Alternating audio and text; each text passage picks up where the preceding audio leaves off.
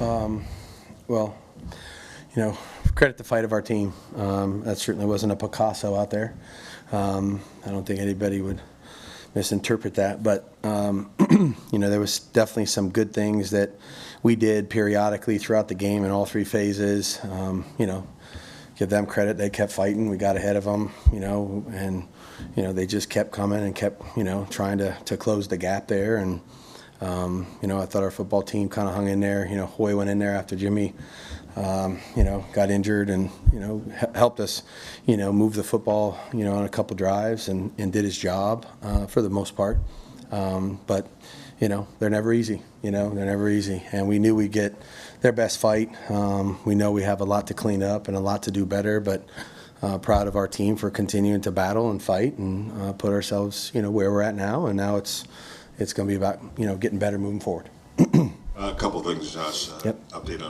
Any update on Jimmy? I do not. I know he left, and everybody knows that he left. Right. They're just doing tests, and just making sure that they take care of all that stuff. So I do not have an update on Jimmy. Secondly, second straight week where the defense comes up with basically the game clinching or saving, whatever you want to call it, play. The progress on that side of the ball that you've seen. Yeah, I mean, we've talked about it a lot. I think. We have a lot of guys playing, and we're scrapping and clawing. We gave some things up today. More in the middle of the game, I think, anything else, but battled. And that's what a defense. When you play defense, and your punter puts them back there, and then I think we had the holding penalty. That's where you want to be. You want to go ahead and close the game if you can. And I thought they did a great job of executing at the end.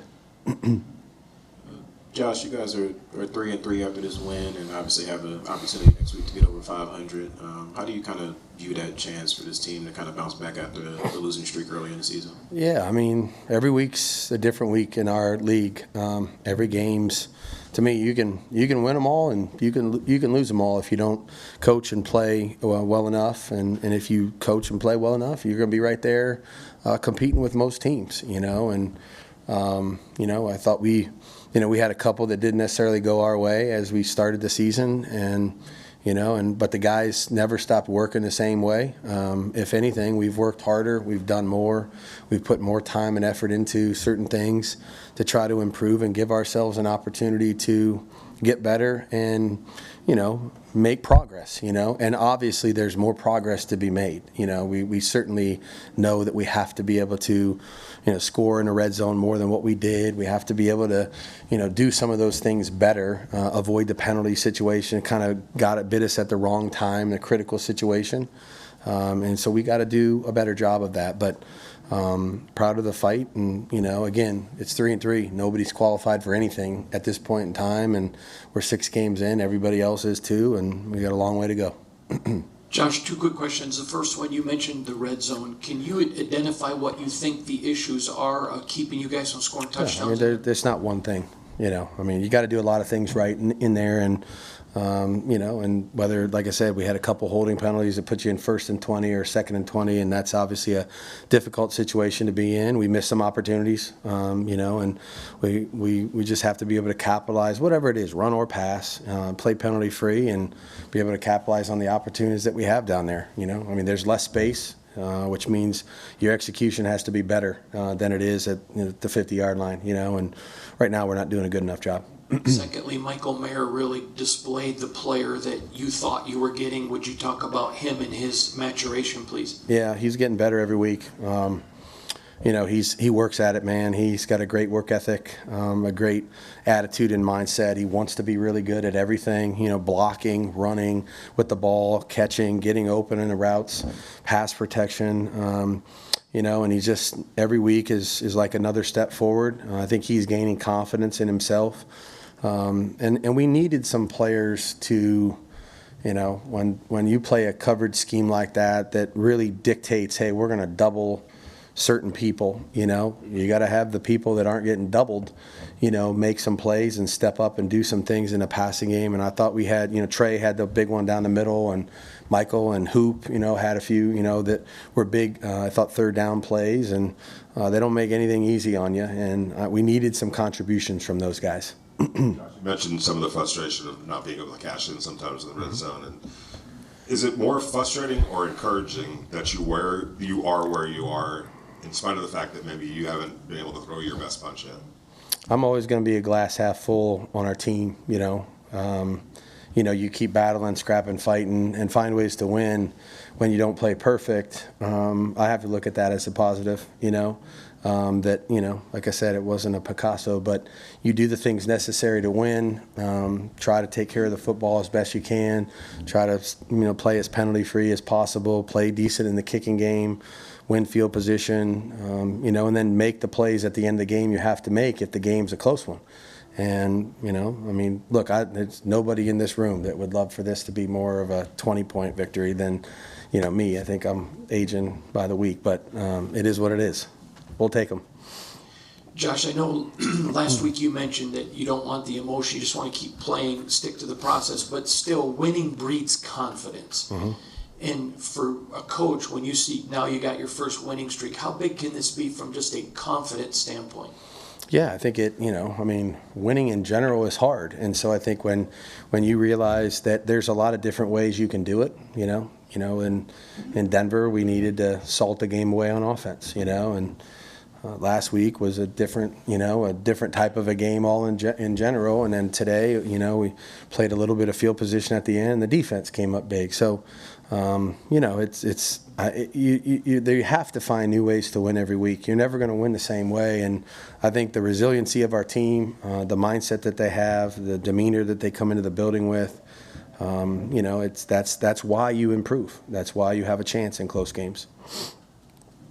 Josh, how relieving is it to sit in the back to your Okay, left? sorry. Yep. How relieving is it to sit in your seat and have a guy like Daniel Carlson go out last week and have an uncharacteristic game, but again come into today, be called on time and time again when drives stalled? Kind of how relieving is it to have a guy that's able to shake off a game like last week? I think we have the best kicker in the NFL, and so to have that feeling week in and week out of practice, and you watch him do his job, and you come to the stadium on game day, and that if you need a big kick or something else, nobody talks about his placement of the ball in the kickoffs or what he does in that regard to try to limit returners and all the rest of it. But Daniel's an elite player at his position, and I have tremendous confidence in him, regardless of the situation, or what has happened in the recent future or recent past. I would give him the ball, 100 out of 100 if it was the game on the line. Josh, you're halfway through your second season now, or almost halfway through it. Holy I'm cow! wondering, Like a third. Yeah, I'll go ahead. I'm nitpicking you. Go ahead. How would you assess your performance at reshaping this team and where this team is at this point? Yeah, I don't really think it's fair for me to do that at this point. Look, we know where we're at. Our record is what it is. We kind of battle and scrap and claw and try to win without scoring 20 plus points, which is crazy. So we can do a lot of things to make life a little easier on ourselves, and that's what we're going to work on going forward. But I don't think right now is the time to kind of measure what we are, where we're going to be. Hope our best football is way out in front of us, clearly. And I think I got a group of guys in the locker room that work hard every week, and that gives us a chance to get better. We'll do two more, Vinny and then Deshaun. I know it's early. First of all, Brian was brought in, for one of the reasons was to do what he did today, come off the bench in case something like that happened. But does anything change if Jimmy can't go next week in terms of how you might approach it? I know it's early. And early. Yeah, but I don't know. We'll have to. Like I said, I think there's a lot of balls up in the air right now relative to Jimmy and that whole situation, and we'll just see. Have a little patience here, for ourselves, and just kind of see what the the report is going to be, and I'm hoping for the best, obviously, like we all are. So I don't know exactly where it's at, and we'll find out more, and then obviously try to make the best decision we can for the team. Obviously, because Jimmy's had a couple injuries so far, you've gotten to see all three quarterbacks play.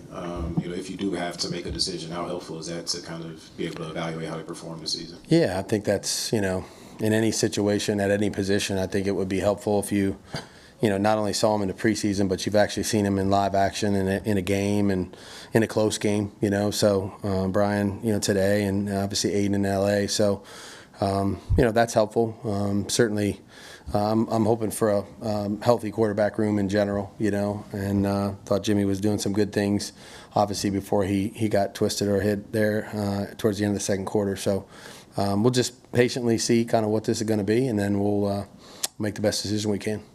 Thank you, Coach. Good to go? Okay. Thank you, Josh.